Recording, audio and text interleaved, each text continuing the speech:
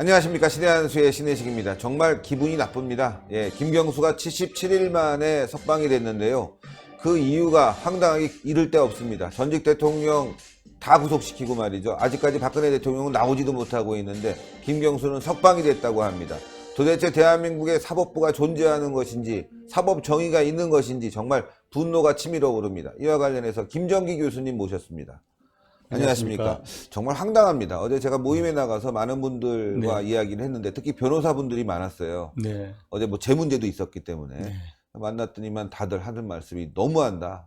그러나 그럴 줄 알았다. 이렇게 말씀들을 하시더라고요. 어떻게 보십니까? 네, 저도 그런 생각을 했습니다. 그래서 제가 몇 개월 전에 생산했던 그 칼럼에서도 이 정해진 코스를 한번 시나리오 차원에서 한번 분석했던 적이 있는데요.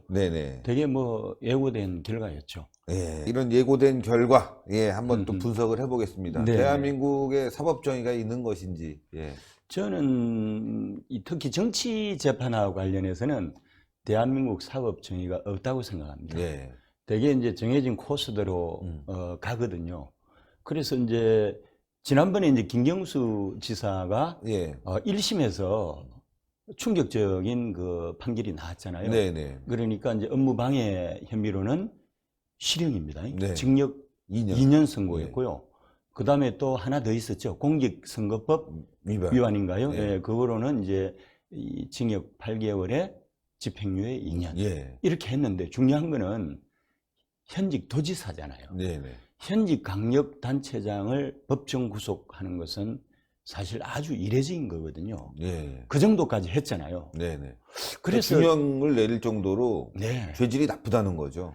죄질이 나빴다고 볼 수도 있지만 사실 1심에서 이렇게 세게 나가면서 2심에서 빠져나오기 위한 그런 시나리오로 갔다고 생각합니다. 1심에서 일단 세게 때리고 2심에서 빠져나가려고 했다. 되게 정치재판은 1심이 유죄 선고가 나오는 게 좋습니다. 그래서 2심에서 뒤집거든요. 그리고 3심에서는 굳어지잖아요. 그렇죠. 대부분 그렇죠. 그래서 이제 김경수 지사 건을 좀 더 제가 부연 설명을 하겠지만은 최근에 다른 사례를 봐도 그렇습니다. 홍준표 전 대표 같은 경우도 1심에서 징역 1년 6개월 선고받았잖아요. 홍 대표는 법조 프로잖아요. 아마 회심의 미소를 지었을 거예요. 2심에서 엎을 수 있노라고. 그렇게 해서 2심에서 무죄 나왔죠. 선고받았잖아요. 3심에서 확정이 됐고요.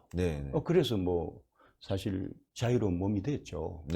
그리고 또 안희정 지사 케이스는 반대로 1심에서 어떻게 나왔죠? 무죄가 나왔죠. 그렇죠. 1심에서 무죄가 나왔는데 안희정은 법조 아마추어잖아요. 1심에서 무죄 나왔을 때 웃었을 거예요. 원래는 정치인 재판에서 1심에서 이렇게 무죄 나오면은 사실은 우려야 되거든요.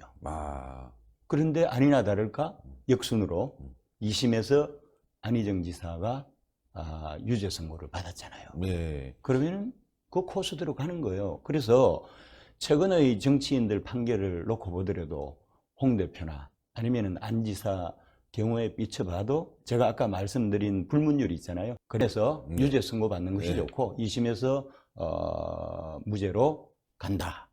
그런데 김경수 지사도 그런 경우라고 생각하는데 김경수 지사는 엄청나게 운이 좋았던 거예요. 법정 구속까지 됐잖아요. 그리고 법정 구속을 길게도 안 시켰잖아요. 77일. 보석으로 해서 이번에 석방이 됐잖아요. 77일 짧게 하면서 이 우리나라 국민들 눈높이라고 그럴까요?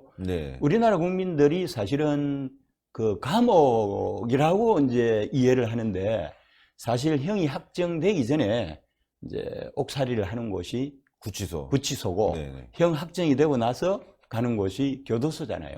그런데 구치소건 교도소건 옥살이 하기는 마찬가지다라는 정서를 가지고 있거든요.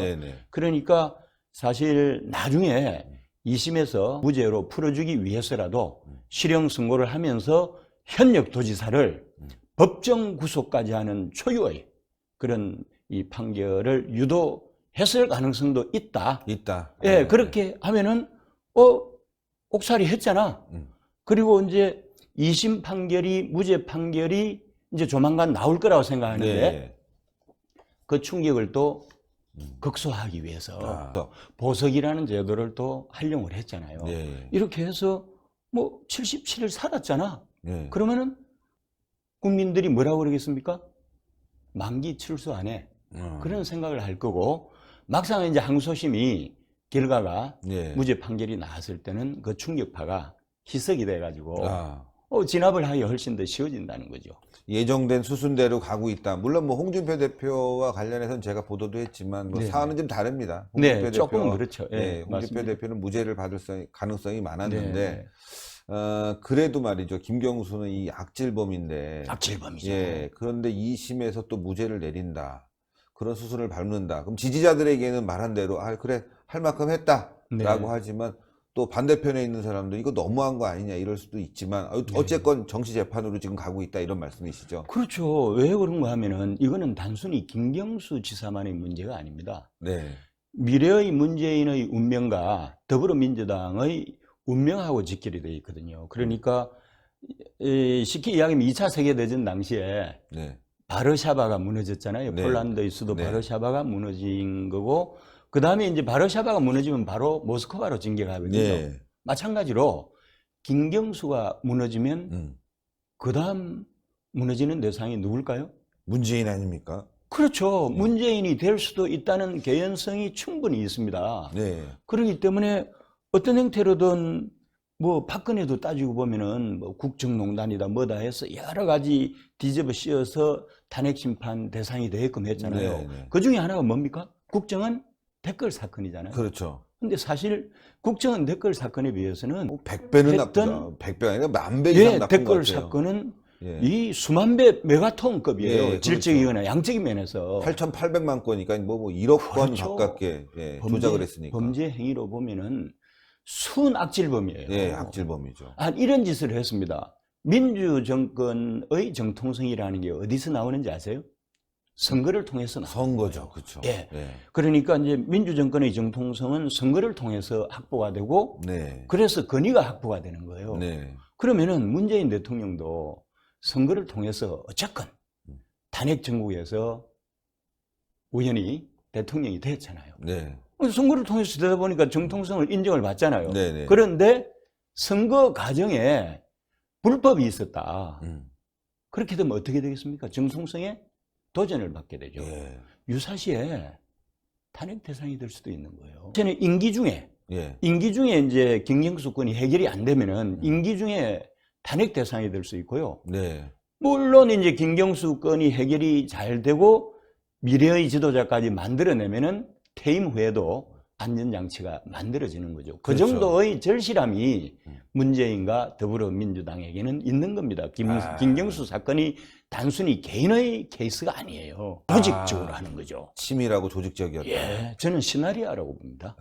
철저한 시나리오에 의해서 스텝 바이 스텝으로 나갑니다. 그리고 또 한 가지는 김경수가 좋잖아요. 잘 아시겠지만은 전통적으로 민주당의 최근 이 대통령들은 호남을 기반으로 하고 출신 지역은 부울경이잖아요. 그렇죠. 부산 경남 출신들이 되거든요. 그래서 부산 경남과 호남 전남북의 연합체로 나온 게 쉽게 이야기하면 옛날에 그 YSDJ처럼 노무현 대 이 강주 호남, 문재인 대 강주 호남 해서 두 번이나 대통령을 또 배출을 했잖아요. 그래서 민주당 사람들은 기본적으로 정권을 창출하려면 후보는 부울경에서 나와야 된다고 생각합니다. 근데 지금 부울경에서 남은 주자가 있습니까? 안희정도 날라갔고, 안희정은 뭐 부울경은 아니지만, 아니죠. 아니지만 지금 남아있는 주자들이 없죠. 부울경 출신으로 제가 볼 때는 아직까지도 유력 주자는 김경수입니다. 김경수. 왜 그런가 하면은 노무현, 문재인, 김경수로 이어지는 조국도 있지 않겠습니까? 조국도 있지만은 저는 조국은 약하다고 봅니다.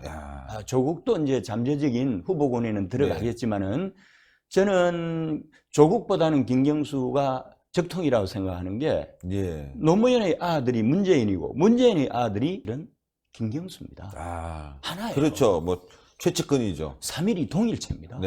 그래서 어쨌건 다음 총선 중요하잖아요. 그렇죠. 총선에서 지금 부울경이 위협받고 있거든요. 이번 보궐선거에서 창언이 네. 거의 무너지다시피 했잖아요. 네네. 그러면은 자기 총선에서 이 낙동강 전선을 지키기가 쉽지 않습니다. 그렇겠죠. 그러니까 누군가를 그 유력 주자를 그 얼굴 마담으로 내세워서 세게 쌓아야 되잖아요. 네네. 그 사람이 바로 김경수고요. 아. 그래서 김경수를 살려내야 일단 총선에서 전사로 키우고 또 이걸 기반으로 해서 네. 대선까지 저는 밀어붙인다고 생각합니다. 김경수를 대선까지 밀어붙이겠다. 아, 이게 치밀하게 이렇게 정치적인 그 판결을 낸 거다. 그렇죠. 네. 명백한 정치적 판결입니다. 네. 앞으로 계속 지켜봐야 되겠습니다. 네. 김경수가 어떻게 움직이는지 네. 지켜보고 법원에 압력을 넣어서 이 민주당의 적통을 잘라버려야죠. 아니 지금 그런데 항소심 재판부 구성이 되게 묘하게 돼 있어요. 예. 근데 예를 들어서 이제 그 재판장 같은 경우는 좀 그 이름이 차문호 예. 부장판사가 이제 서울고법의 부장판사고요. 네. 그다음에 주심이 누군가 하면은 김민기 판사예요. 네. 김민기 판사가 우리법연구회 골수 아닙니까? 그러니까. 지금 국제인권법 연구회의 후신이 우리법연구회인데 네. 여기가 말하자면은 법원 서클에서 네. 전체 중에서 상당히 폴신이 큰데 한 400명 이상 됩니다. 네. 이 소속된 판사들이. 네. 이 사람들이 이념적으로 지나칠 정도로 편향이 돼 있어요. 네.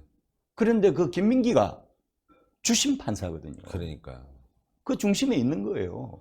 정권 재창출을 위해서 정치 재판을 하고 있다. 그렇죠. 아주 치밀하게 하고 있다. 크게는 정권 재창출이고 좁게는 문재인 대통령이 지 살라고 하는 거죠. 자기 살라고. 그렇죠. 그런 거죠. 예. 네. 아. 저는 그렇게 봅니다. 오늘 좋은 분석 대단히 감사드립니다. 네, 감사합니다. 예, 정말 무서운 자들입니다, 여러분들. 이야, 이렇게까지 준비를 하고 있군요. 근데 국민들이 제대로 알지 못하는 것 같습니다. 예, 국민들이 깨어나야 될 텐데, 이런 정치재판에 놀아나면서 말이죠. 김경수를 지지한다고 또 달려드는 사람들도 있고요. 오늘도 비가 오고 있지만, 많은 시민단체들이 법원 앞에서 집회를 할 예정인데, 더 많이 나와야 될 텐데, 걱정입니다. 네.